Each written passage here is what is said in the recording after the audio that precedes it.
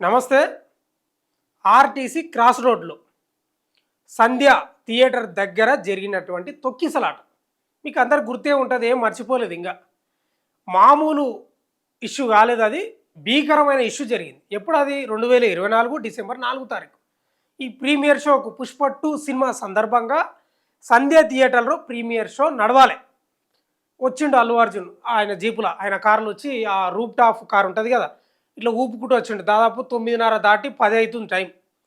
ఇక ఏంటంటే ప్రేక్షకుల మధ్యలో ఆ బెనిఫిట్ షోను చూడడానికి వచ్చిండు సంధ్య థియేటర్ కాడికి. మరి ఇక సమాచారం ఇచ్చిండా పోలీసుల కంటే ఇవ్వలేదని చెప్తున్నారు పోలీసులు, చికటపల్లి పోలీసులు. వచ్చిండు ఆ థియేటర్ యాజమాన్యం, వాళ్ళు వీళ్ళు ఇద్దరు ముగ్గురు వాళ్ళు, ఓ 10 మంది సెక్యూరిటీ ఉన్నారు, అంతా థియేటర్ వాళ్ళే. వచ్చిండు, ఊపిండు, మొత్తం కిక్కిరిసి లోపలికి గేటు తీసి లోపలికి పోతున్న క్రమంలో, థియేటర్ యొక్క గేట్ ఉంటుంది కదా, లోపలికి పోతున్న క్రమంలో ఒక కుటుంబం తొక్కీసలాటలో చిక్కుకున్నది. ఆ కుటుంబమే రేవతి, ఆమె కొడుకు శ్రీ తేజ. తల్లి కొడుకులు ఒక దగ్గర ఉన్నారు, భర్త బిడ్డ ఒక దగ్గర ఉన్నారు. ఈ తొక్కీసలాటలో అల్లు అర్జున్ లోపలికి పోతుంటే ఇంకా వీళ్ళు ఉంటారు కదా అభిమానులు, వీళ్ళది మామూలు ఉండదు కదా, గజం గజం దుంకుతుంటారు. గజం గజం ఇంట్లో కుండల సాట్లు కొట్లాడుతుంటాయి ఇంట్లో, కానీ వీళ్ళు గజం గజం దుంకినారు. ఇక అక్కడ ఉరికి ఆయనను దగ్గర చూడడానికి సేకరణీయానికి పోతుంటే తల్లి కొడుకు ఒక దగ్గరనే ఉన్నారు. ఆ తొక్కిసలాటలో రేవతి ఆనే చచ్చిపోయింది. ఇది ఎప్పుడు 2024 డిసెంబర్ 4 నేను చెప్పేది. నైట్ 10-10:30 ఆ ప్రాంతం అనుకోండి. కొడుకు కోమాలకు పోయిండు, అయిపోయింది. ఆయన థియేటర్లో పోయిండు, సినిమా చూసిండు, ఇవే చచ్చిపోయింది, హాస్పిటల్కి పోయినరు, ఎట్లనో వేసుకపోయినరు. సినిమా చూసిండు, ఇట్లా బయట పరిస్థితి బాగాలేదు అది కానీ ఎవరో చెప్తే ఆయన మధ్యలో వెళ్ళిపోయాడు అల్లు అర్జున్, ఇంటికి వెళ్ళిపోయాడు. అదంతా అయిపోయింది. తొక్కిసలాట జరిగింది, ఒక ఆమె చచ్చిపోయింది, ఆ పిల్లవాడు హాస్పిటల్లో ఉన్నాడని తెలిసి కూడా అల్లు అర్జున్ పట్టించుకోలేదు. ఒక 4-5 రోజుల తర్వాత, 4-5 రోజుల వరకు పట్టించుకోలేదు అసలు. ఏం తెలియనట్లు. ప్రేమ ఉంటే కదా, సినీ ఇండస్ట్రీ వాళ్ళకి ఏమైనా ప్రేమ ఉంటుందా? ఉండదు కదా.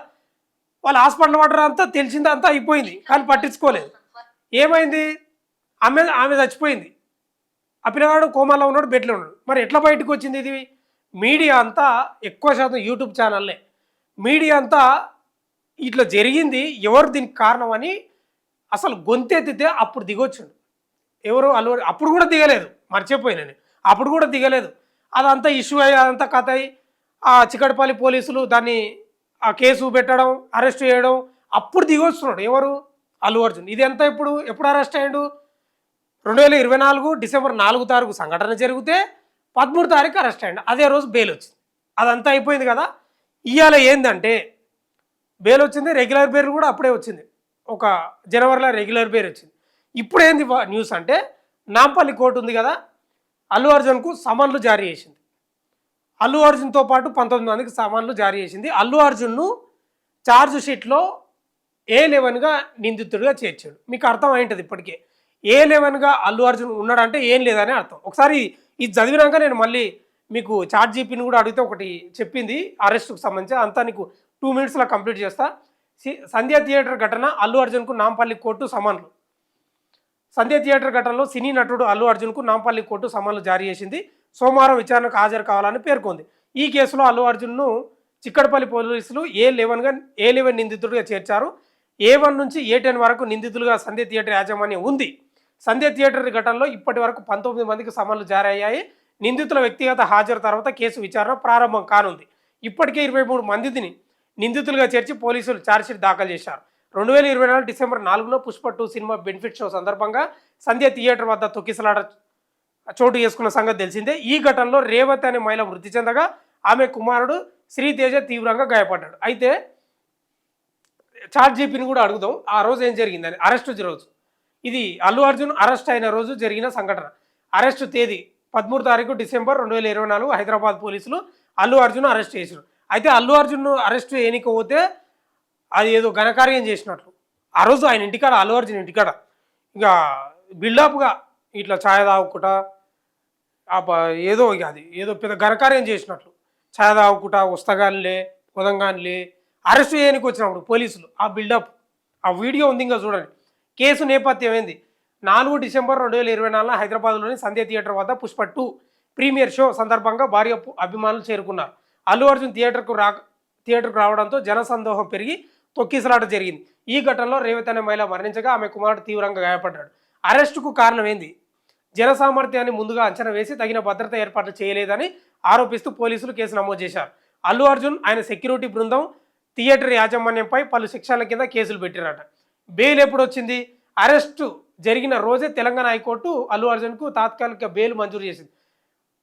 అంటే ఎప్పుడు అరెస్టు జరిగిన రోజు అంటే 2024 డిసెంబర్ 13.